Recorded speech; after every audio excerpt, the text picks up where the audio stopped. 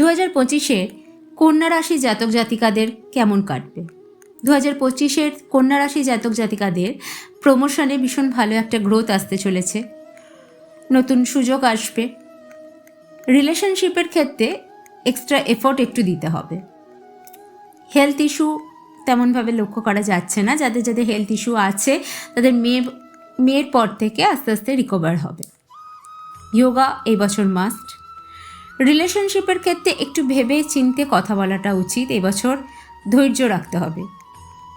এপ্রিলের পর জব চেঞ্জের একটা অপরচুনিটি আসছে এবং কিছু কিছু জনের ক্ষেত্রে জব ট্রান্সফারেরও একটা সুযোগ লক্ষ্য করা যাচ্ছে। এবছর প্রপার্টির জন্য কিন্তু ইনভেস্ট করা যাবে না।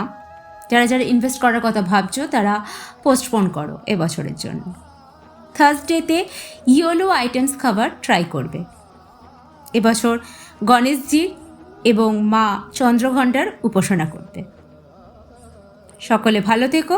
রাধে রাধে।